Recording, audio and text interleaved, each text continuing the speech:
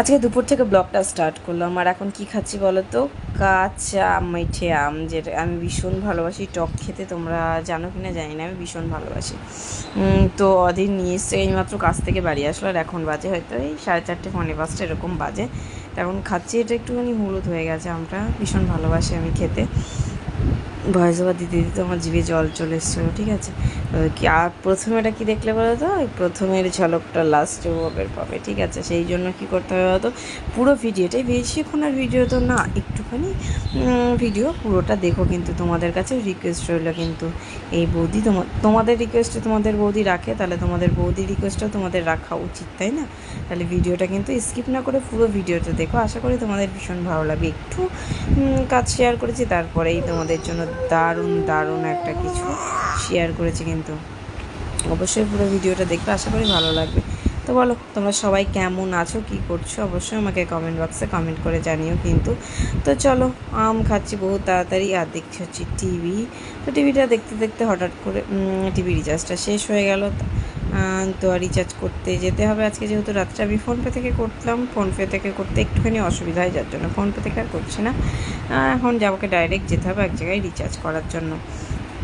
তো অভি খাদ দেওয়ার জন্য জল চাইলো, আমি ওকে জলটা দিয়ে দিলাম। আর কি বলতো, একদম গেটের সামনে বসেছি তো, বাইরের আলোর ফোকাসটা এদিকে পড়ছে, যার জন্য এরকম হচ্ছে।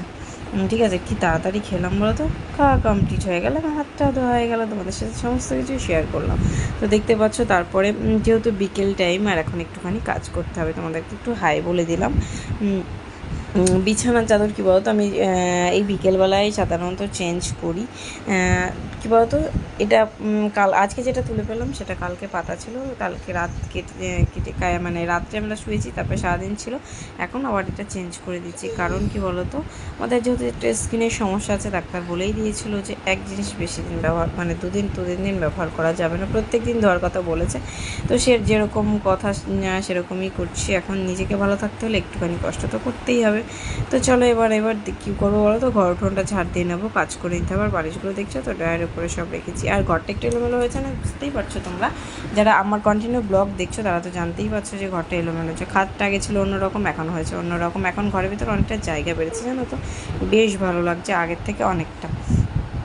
তো বিয়ে বাড়ি থেকে এসে এই কাজটা করেছি। সেদিন মা বাবা কেউ বাড়িতে ছিল না, মানে আমার বোন ফিরিয়ে নিতে এসেছিলো, তার মধ্যে মা বাবা কেউ বাড়িতে ছিল না, ওদের বাড়িতে ছিল না, আমি একা একা এই কাজগুলো করেছি। সেদিন আমার প্রচণ্ড প্রচণ্ড প্রচণ্ড খাটনি হয়ে গেছিলো, আর হাত পাগুলো এত ব্যথা করছিলো, সে আর বলার কথা না, জানো তো। তো চলো, দেখতে থাকো ব্লগটা, আশা করি তোমাদের ভীষণ ভালো লাগবে। একটু তো ব্লগ তো দেখলে কী হয়, এরকম কি সাথে এরকম করলে হয় বলো তো? একটুখানি দেখো না, প্লিজ দেখো, কিন্তু নাহলে আমার ভালো লাগবে না, কিন্তু আমি বহুত রাগ করবো, ঠিক আছে। তো চলো, স্ট্যান্ড রয়েছে, স্ট্যান্ডে করলাম না। আর অধীর আমাকে বললো যে আমি ভিডিও শ্যুট করে দিচ্ছি, তুমি স্ট্যান্ড আর লাগবে না। দেখতে পাচ্ছ, এই হচ্ছে আমার সোনামণিরা ওখানে রয়েছে। আমি ওদের সাথে একটুখানি অন্য কথা শেয়ার করছিলাম, পার্সোনাল কিছু কথা, যার জন্য আমাকে ভয়েস ওভারটা চেঞ্জ করে পরে আবার ভয়েস ওভার দিতে হয়েছে। আমি নিচু হয়ে ঝাড়ও দিতে পারছি না, ওদের ক্যামেরা ধরছে, ও বলবে ঠিক করে দাঁড়াও, ঠিক করে দাঁড়াও, যার জন্য নিচু হয়ে ঝাড়ও দিতে পারছি না।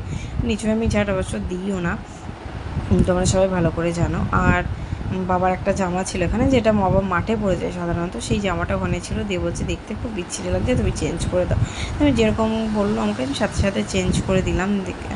তো চলো, এবার এখন রাতের খাবার করতে হবে, থালা বাসন ধুতে হবে, প্রচুর কাজ আছে এখনও আমার। তো চলো, আর কি করা যায় দেখা যাক। তো দেখতে পাচ্ছ, দেখতে দেখতে চলে আসলাম থালা বাসন, যে বিকেলে কত থালা বাসন হয়েছে দেখেছো, যেহেতু দুপুরবেলা খাওয়া হয়েছিল আমাদের, সেই সমস্ত থালা বাসন, অদিনের টিফিন কৌটো মোটো সমস্ত কিছু ধোয়া হয়ে, মানে এখন মাজছি, আমি বাসন মেজে নিচ্ছি। আর এই জানো তো, এই বাসন মাজতে গিয়ে এই গরুটা মানে কি লেজ দিয়ে গোবর ছিটে ছিটে আমার সারা গায়ে ভর্তি করে দিচ্ছে, জানো না, তাই আমার যা রাগ হচ্ছিল না, সে আর বলার কথা না। তা বাবু আবার ক্যামেরার সামনে আসলাম, একটুখানি মানে বকে দিলাম, চলে গেল। আর এই জায়গা থেকে এগুলো নিচ্ছি, কারণ এই গাবলাটা আমি ঘরে রাখবো, সেই জন্য। এই দেখো সেই জায়গাটা দেখতে পাচ্ছ কেমন লাগছে বলতো তোমাদের বলতে? এখন আমি একটুখানি শুয়ে আছি, প্রায় সন্ধ্যা সন্ধ্যা ভাব হয়েছে, এখন একটুখানি শুয়ে আছি। অভিক বললো যে মা আমি একটুখানি ঘুমোবো, সেই জন্য ঠিক আছে তুই ঘুমো যখন, তাহলে আমি একটুখানি শুই।